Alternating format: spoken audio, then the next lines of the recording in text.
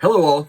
Well, a bunch of my followers started sending me messages that I should pipe up and speak on this situation going on in the Dungeons and Dragons open license conflict that's going out there and being discussed because Hasbro, via their ownership of Wizards of the Coast, has put out a situation that they would like to change and modify the open use license game. And it doesn't look really good for all the people out there who produce content for Dungeons and Dragons. Now, I'm sure this happened because somebody on the board of directors of Hasbro, his grandson likely was playing Dungeons and Dragons, said, "Gee, Grandpa, you guys own this company that produces D&D. Can you get me some stuff?" And he showed his grandpa what he had, and he went, "Hey, this isn't ours.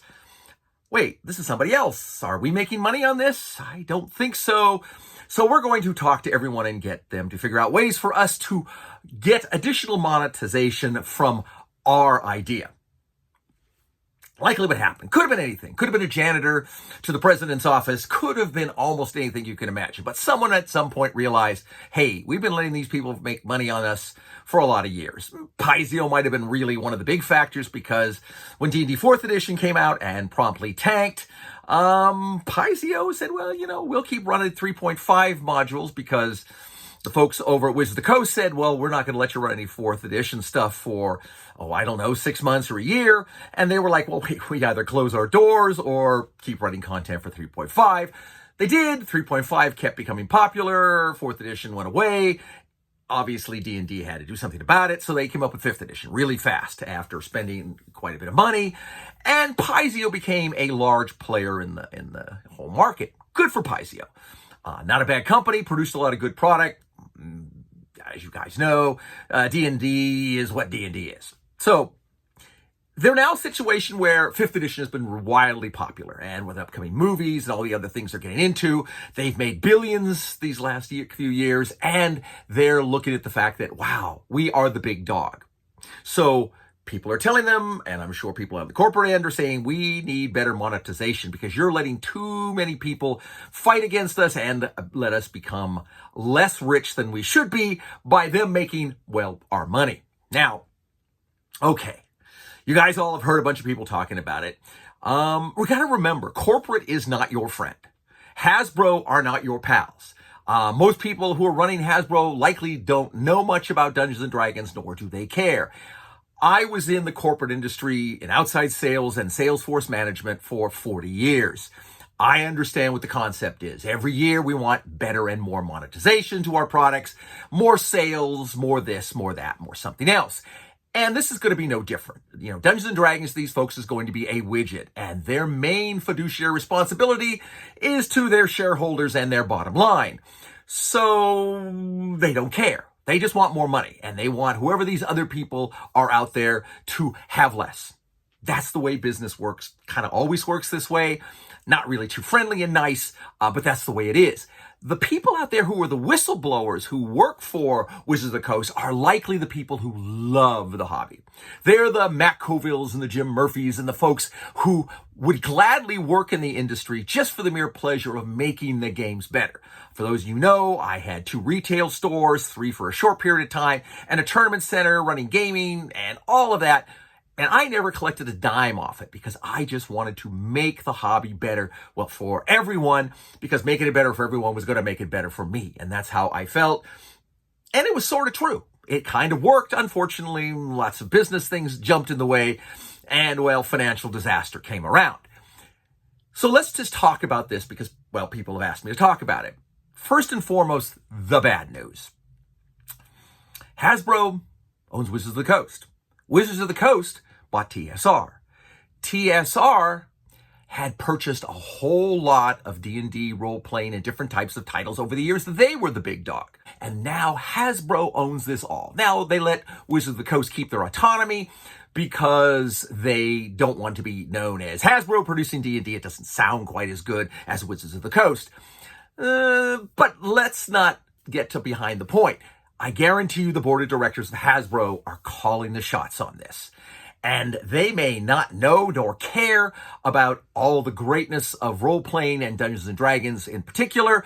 So they're saying, look, we need to find a way to get more money from the people out there who are making money off our product. When this open license came out, I don't know, 2 decades ago, I thought, this is going to last 5, 6, 7 years maybe. And then they're going to yank it back, give something draconian like they're sort of doing now, and then just kind of grab up the industry. And I was amazed that it went this long.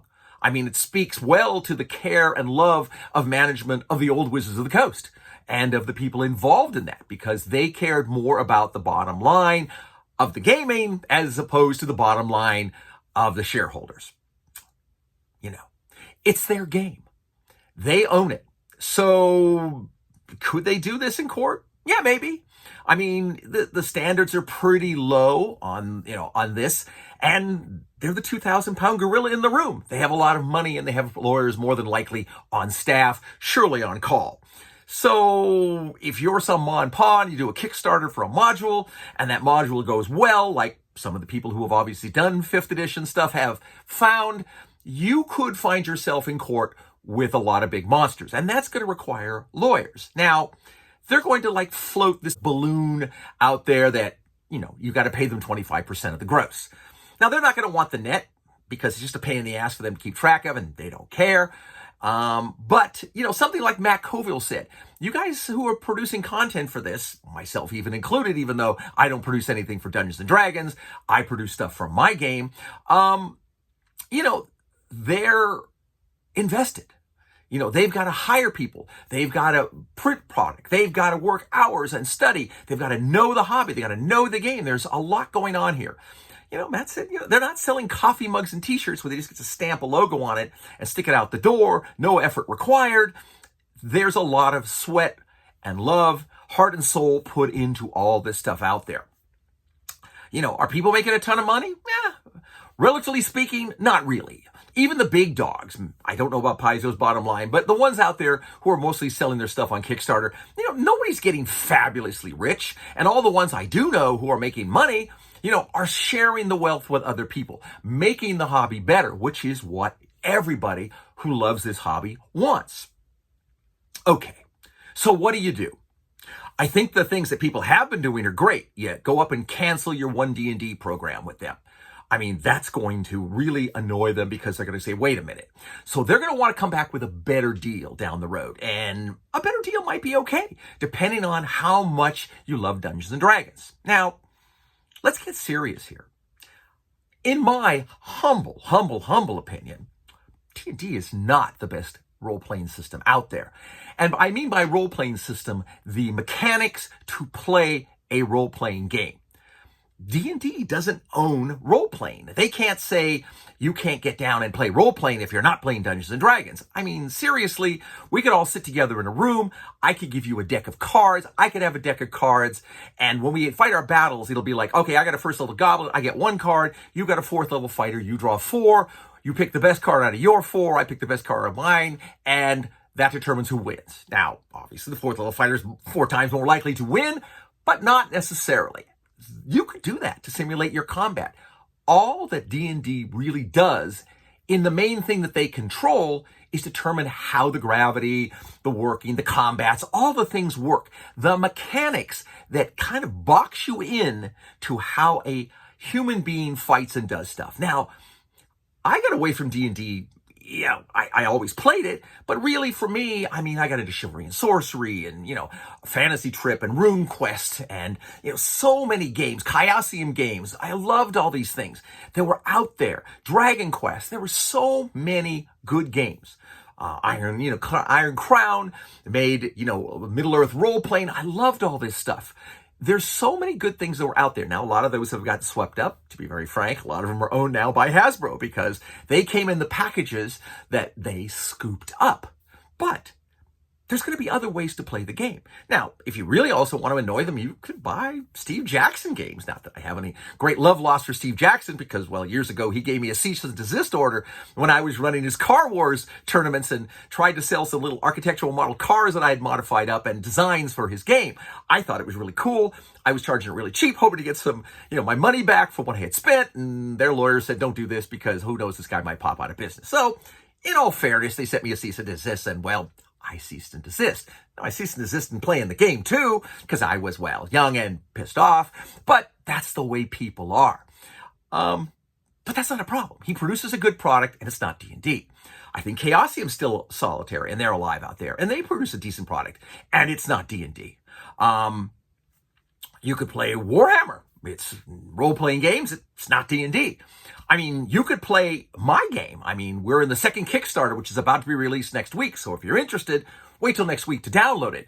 But we're on d9-games.itch.io. You know, it's just a little indie site. You could download my PDF, and we're looking, if you wait a week or so, you'll be able to play the second edition playtest, and you can look at an entire role-playing system for running man-to-man combat in space games or fantasy games or Old West games. It doesn't matter, but the idea is it's not D&D. Matt Colville, my good friend, is already in the process of writing his own set of rules, because as much as he loves, and believe me, no one loves D&D more than Matt Colville and his group. The Pad group refused to play anything but Dungeons & Dragons when I started running games for him well over 20 years ago. That's what they loved. And Matt loves D&D. And I think in many ways he's sort of heartbroken by this, because I think it's unfair. I think he thinks it's unfair, but I guarantee you he's not going to put his people in the street. He's going to come up with his own game system. He's already in the process of working on it. It already looks it'll be interesting, but there's going to be me, and there's going to be Matt Colville, and there's going to be everybody else. Paizo's not going to fall on their sword. Green Goblin likely won't fall on their sword. These people will start producing stuff. People who are stuck with Dungeons & Dragons or can get a sweetheart deal from Wizards of the Coast, they'll likely stay with D&D. And D&D won't go away, and frankly, shouldn't go away, because it is a good system. Is it a great system? Well, you know my opinion if you watched my videos. But the point of it is, complain. Do stuff that's there. Protect the people who give you, whistleblower information, because these people are risking their jobs to tell you that, hey, this is what's going on and we don't like it, because it's going to hurt the hobby. What the people at Hasbro don't know is that they are hurting their hobby. And they're hurting their bottom line by hurting their hobby, because gamers are not stupid. I mean, they may not be rocket scientists like Sheldon Cooper all the time, but they do understand what's going on. And all our role-playing game system is a way of mechanics for you to represent man-to-man or man-to-monster or whatever combat you are running at the time. It doesn't make any difference what that is. That's why when I designed a system, I said, well, look, I don't want D&D. I already see the flaws and problems with D&D. I wanted my own system, because what I wanted was lots of crunchy potentiality, but speed. Speed, fast, and easy. And that's what we like. And it's worked for us. Now, I may not be your cup of tea. D9 Games and the Twilight of Fey might not be your D&D. But it will still be something that you could look at and say, okay, there's something else out there. Like I said, you can look into Steve Jackson. He produces GURPS. He produces the Fantasy Trip. Both really good little game systems. Other things are out there. Just look for them. Look what Matt produces. Look what anybody new produces. It is the advantage I had in the 70s, because I was a board gamer, first and foremost, before I got into role-playing and fell in love with it.